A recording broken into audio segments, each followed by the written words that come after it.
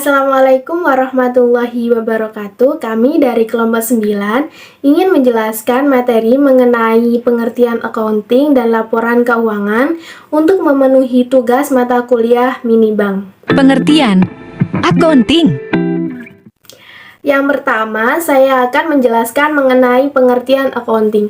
Accounting atau akuntansi ini merupakan sekumpulan ilmu atau pengetahuan yang mempelajari tentang perkayasaan penyediaan jasa dalam bentuk informasi keuangan kuantitatif, unit-unit organisasi dalam lingkungan perusahaan, dan cara penyampaian atau pelaporan informasi tersebut kepada pihak yang berkepentingan yang akan menjadi dasar pengambilan keputusan ekonomi. Laporan keuangan.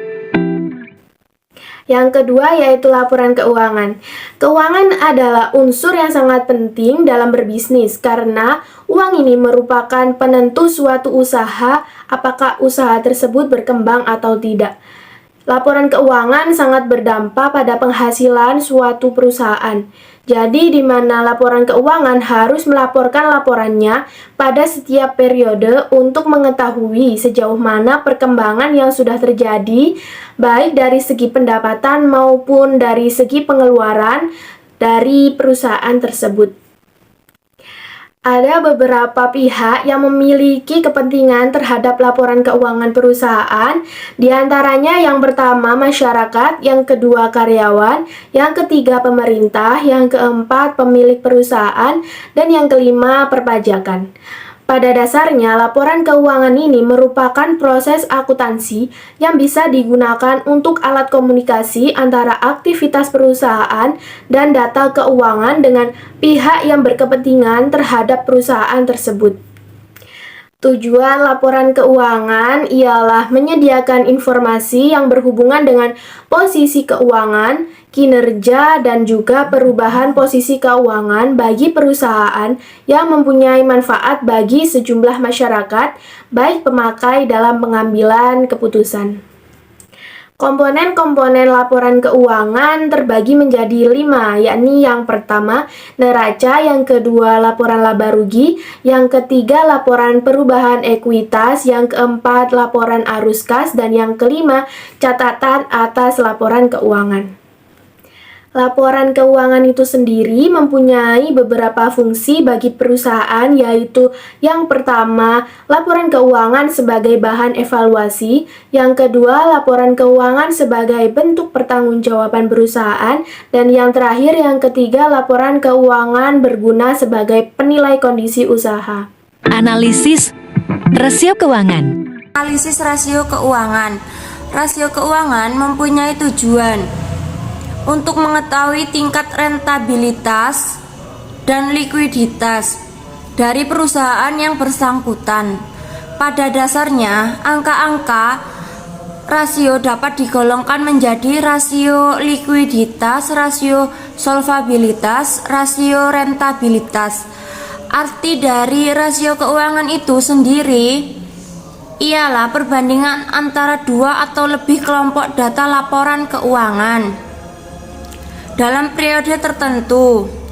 Adapun jenis-jenis rasio keuangan secara umum, rasio keuangan dapat dibagi menjadi beberapa kelompok seperti rasio likuiditas menggambarkan kemampuan perusahaan dalam penyelesaian kewajiban dalam jangka pendek.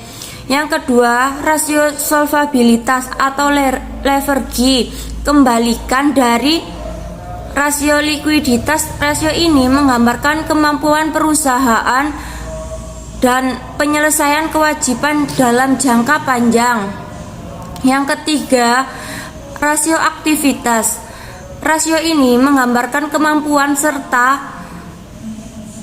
efisien perusahaan dalam memanfaatkan aktivitas yang dimiliki. Yang keempat, rasio profitabilitas menggambarkan pengukuran efisien suatu perusahaan dalam menggunakan aktivitasnya. Studi kasus dan praktek pengerjaan laporan keuangan laba rugi perubahan modal. Pada kali ini kami melakukan studi kasus pada suatu salon, yakni soalnya Nyonya Wulansari mendirikan salon yang bernama Salon Wulan. Transaksi-transaksi pada bulan Januari 2020 diuraikan sebagai berikut. Nyonya Wulan menyetorkan ekuitas sebesar 160 juta rupiah. Nyonya Wulan membeli peralatan salon seharga 90 juta secara tunai. Lalu Nyonya Wulan membeli perlengkapan salon kecantikan secara kredit sebesar 13 juta. Nyonya Wulan menyewa gedung usaha salon kecantikannya sebesar 3 juta rupiah per bulan. Selanjutnya Nyonya Wulan memperoleh pendapatan dari usaha salon kecantikannya sebesar 17 juta rupiah secara tunai. Dibayar utang kepada kreditur sebesar 5 juta rupiah. Nyonya Wulan membayar gaji karyawan sebesar 2 juta rupiah. Pada akhir bulan, perlengkapan salon yang masih tersisa sebesar 7 juta rupiah. Pada akhir bulan, nilai peralatan salon kecantikan ditaksir mengalami penyusutan sebesar 1.800.000 rupiah. Selanjutnya Nyonya Wulan mengambil uang kas sebesar 2 juta rupiah untuk keperluan pribadi. Pada akhir bulan diterima tagihan rekening dan rekening telepon dibayar tunai masing-masing sebesar 500.000 dan 300.000. Jadi buatlah laporan keuangan laba rugi dan laporan perubahan modal.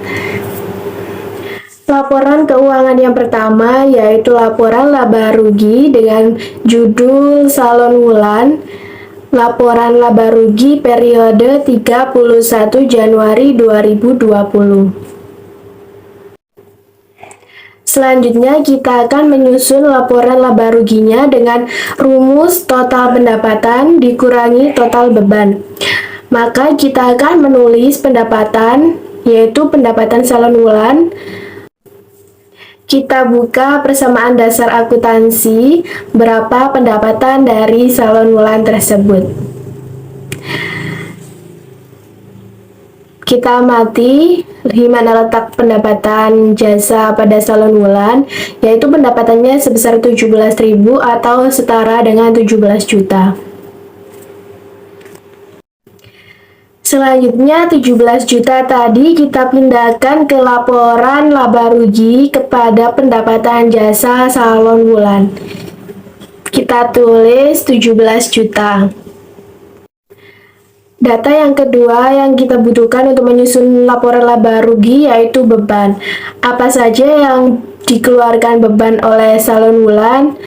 Kita buka lagi persamaan dasar akuntansinya, yaitu ada beban sewa sebesar 3 juta, ada beban gaji sebesar 2 juta, beban perlengkapan 6 juta, ada beban penyusutan peralatan sebesar 1.800.000, dan ada beban listrik sebesar 800.000. Selanjutnya kita cetak beban sewa 3 juta, beban gaji 2 juta, beban perlengkapan 6 juta, beban penyusutan peralatan 1.800.000, dan beban listrik dan telepon 800.000. Lalu kita jumlahkan seluruh beban dengan ditambah, maka hasilnya 13.600.000. Lanjut kita mencari laporan laba rugi. Pendapatan dikurangi total beban. Jadi 17 juta dikurangi 13 juta 600, yaitu hasilnya 3.400.000 rupiah. Dan karena hasilnya positif, maka perusahaan mengalami laba. Kedua, laporan perubahan modal, yaitu kita tulis judulnya Salon Wulan Laporan Perubahan Modal periode 31 Januari 2020. Kita kasih garis. Nah, karena perusahaan ini mengalami laba, maka kita kasih rumus perubahan modal. Kita gunakan adalah modal awal ditambah laba dikurangi prive. Maka kita tulis modal awal. Berapa tadi modal awalnya? Lupa, kita cek lagi persamaan akuntansinya tadi.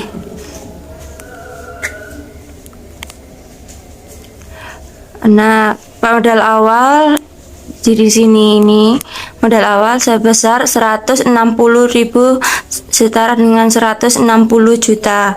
Kita catat di laporan perubahan modal. Nah, kita catat di sini modal awal sebesar 160 juta. Setelah itu kita catat laba bulan. Coba kita buka lagi laporan laba rugi.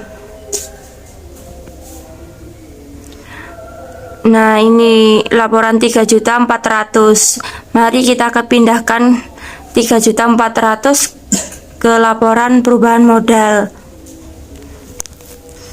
Nah, kita catat di sini 3.400.000. Setelah itu kita tambahkan, hasilnya adalah 163.400.000 rupiah.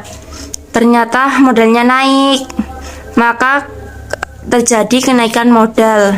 Selanjutnya kita tulis berapa privenya, berapa freebase-nya salon wulan.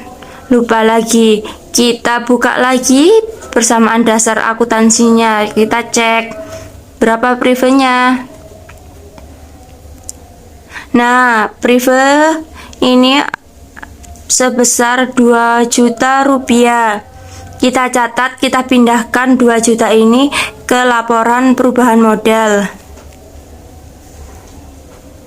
Kita catat di sini prive 2 juta, kemudian kita kurangkan hasilnya 161.400.000 rupiah. Kemudian modal akhir salon wulan 161.400.000 rupiah.